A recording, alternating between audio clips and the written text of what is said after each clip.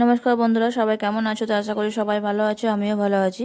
প্রতিদিনকার মতো আজকে একটা নতুন ভিডিও নিয়ে চলে এসেছি তোমাদের কাছে। আজকে রেসিপি দই কাতলা রেসিপি। চলো তাহলে বন্ধুরা, খুব কম সময়ের মধ্যে কিভাবে ঝটপট শুরু করে ফেলবে আজকে এই রেসিপি জানতে হলে ভিডিওটা অবশ্যই দেখতে হবে। চলো তাহলে বন্ধুরা, ঝটপট শুরু করা যাক আজকের এই দই কাতলা রেসিপি। দেখো বন্ধুরা, প্রথমে এখানে আমি চার চার পিস মতো মাছ আমি এখানে নিয়ে নিয়েছি। এবার আমি প্রথমেই মাছগুলোকে ভালো করে নুন আর হলুদ দিয়ে মাছগুলোকে প্রথমে আমি ভালো করে ম্যারিনেট করে নিচ্ছি। আমি এখানে কোনো রকম কিছু দিইনি। আমি এখানে শুধু নুন আর হলুদ দিয়ে মাছগুলোকে শুধু আমি ম্যারিনেট করে নিয়েছি। হাফ চামচ মতো নুন দিয়ে দিয়েছি, আর আমি এখানে হাফ চামচ মতন হলুদ গুঁড়ো আমি এখানে দিয়ে দিচ্ছি। নুন আর হলুদ দিয়ে মাছগুলোকে ভালো করে ম্যারিনেট করে মাছগুলোকে প্রথমে আমি ভেজে নেব। তো তোমরা বন্ধুরা চাইলে সর্ষে তেলেও ভাজতে পারো কিংবা সাদা তেলেও ভাজতে পারো। তো আমি এখানে সর্ষে তেল দিয়ে মাছগুলোকে আমি ভেজে নেব। তো দেখো বন্ধুরা, এবার আমি এখানে গ্যাসের মধ্যে কড়াই বসিয়ে দিয়েছি। কড়াইটা এখানে হালকা গরম করে নিয়েছি 2 মিনিট মতো। হালকা গরম করে নেওয়ার পর এবার আমি কড়াইয়ের মধ্যে সর্ষের তেলটা আমি এখানে দিয়ে দিচ্ছি। তো তেলটা হালকা গরম হয়ে যাওয়ার পর আমি এবার এখানে মাছগুলোকেও দিয়ে দিচ্ছি। মাছগুলোকে দিয়ে ভালো করে, তেলটা গরম হয়ে যাওয়ার পর আমি এখানে মাছগুলোকে দিয়ে দিয়েছি। এবার আমি মাছগুলোকে ভালো করে লাল করে এক পিঠ ভেজে নেবো। তো এক পিঠ মাছগুলোকে ভেজে নেওয়ার পর এখানে আমি উল্টে দিচ্ছি। উল্টে দিয়ে এখানে আমি 2 পিঠই ভালো করে লাল করে ভেজে নিচ্ছি। মাছগুলোকে খুব বেশি না ভাজলেও হবে, হালকা করে ভেজে নিলেও হবে। তো আমি এখানে এক পিঠ হালকা করে ভেজে নিয়ে আমি এবার উল্টে দিয়ে 2 পিঠই লাল করে আমি এখানে ভেজে নিচ্ছি। তো দেখো বন্ধুরা, এখানে 2 পিঠ ভাজা হয়ে গেছে। এবার আমি এই মাছগুলোকে তুলে নিচ্ছি।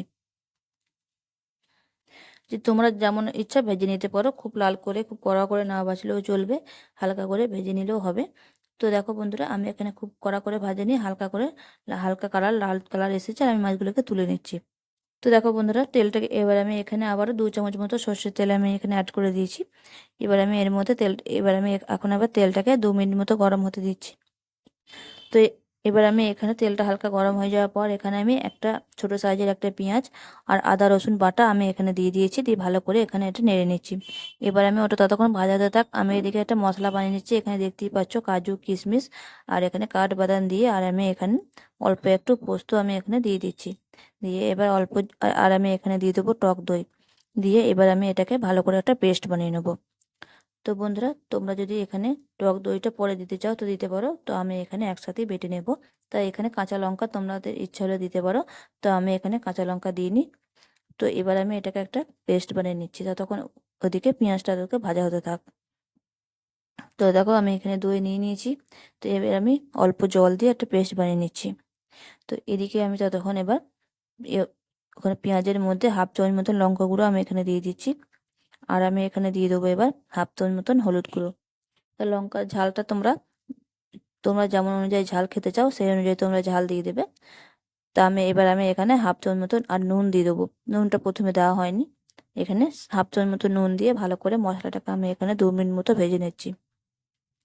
তো বন্ধুরা, তোমরা আদা আর রসুন আলাদা করে পরে বেটে দিতে পারো। তো আমি এখানে একসাথেই বেটে দিয়ে দিয়েছি। এবার আমি এটাকে ভালো করে ভেজে নিচ্ছি। তো নুনটা তোমরা বুঝে দেবে। তো এবার আমি এটাকে ভালো করে ভেজে নিয়ে পেস্টটাকে আমি এখানে বানিয়ে নিচ্ছি। তো দেখো বন্ধুরা, মশলাটা ভালো করে ভেজে নেওয়া হয়ে গেছে। এবার আমি এর মধ্যে যে কাজু বাদামের পেস্টটা বানিয়ে রেখেছিলাম সেই পেস্টটাকে এবার আমি এখানে দিয়ে দিয়েছি। দিয়ে এটাকে আবার 1 থেকে 2 মিনিট মতো নেড়ে নেবো, বেশিক্ষণ নেড়ে নেওয়ার দরকার হবে না। তো বন্ধুরা, এইভাবে করে নেবে, দেখবে খুব কম সময়ের মধ্যে রান্নাটা হয়ে যাবে। তো বন্ধুরা, এবার আমি এটাকে অল্প জল দিয়ে ভালো করে এটাকে আমি 1 থেকে 2 মিনিট মতো ভালোভাবে এটাকে আমি ফুটিয়ে নেবো। তো তোমার যদি ইচ্ছা হয় এর মধ্যে 2-4টে চিনি হালকা করে দিয়ে দেবে, তাহলে দেখবে খেতে আরও ভালো লাগবে। তো বন্ধুরা, এবার আমি এটাকে ভালো করে নেড়ে নিচ্ছি 1 থেকে 2 মিনিট মতো।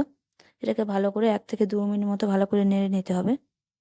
এই রান্নাটা খুবই সহজ এবং খুবই কম সময়ের মধ্যে ঝটপট হয়ে যায় এটা। তো দেখো বন্ধুরা, এবার এবার এটাকে 1 থেকে 2 মিনিট মতো ভালো করে ফুটিয়ে নেব।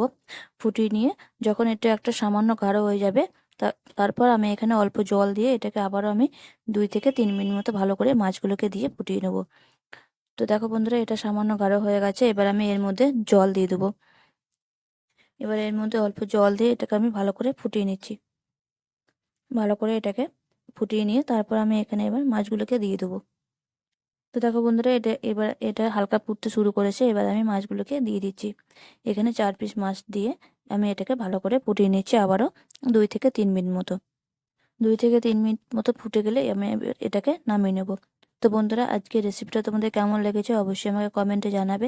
ভালো লেগে থাকলে একটা লাইক করে দেবে, বন্ধুদের সাথে শেয়ার করে দেবে। আমি এখানে সবার শেষে কিছুটা কাঁচা লঙ্কা চিঁড়ে আমি এর মধ্যে দিয়ে দিয়েছি। এবার আমি উপর থেকে সামান্য পরিমাণ সর্ষের তেল ছড়িয়ে দেবো। দিয়ে আমি এবার এটাকে নামিয়ে নেব। আর আমি সবার শেষে দিয়ে দেবো হাফ চামচ মতন গরম মশলা। গরম মশলাটা দিয়ে এবার আমি বন্ধ করে এটাকে আমি নামিয়ে নিচ্ছি।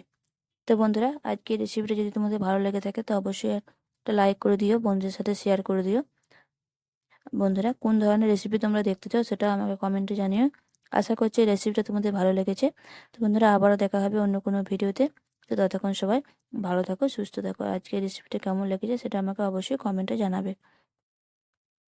এইরকম ধরনের রেসিপি তোমরা বাড়িতে একবার হলেও বাড়িতে বানিয়ে খেয়েও। আশা করব তোমাদের সকলেরই ভালো লাগবে। চলো তাহলে বন্ধুরা, আজকের মতো ভিডিওটা এই পর্যন্তই। সবাই ভালো থাকো, সুস্থ থাকো।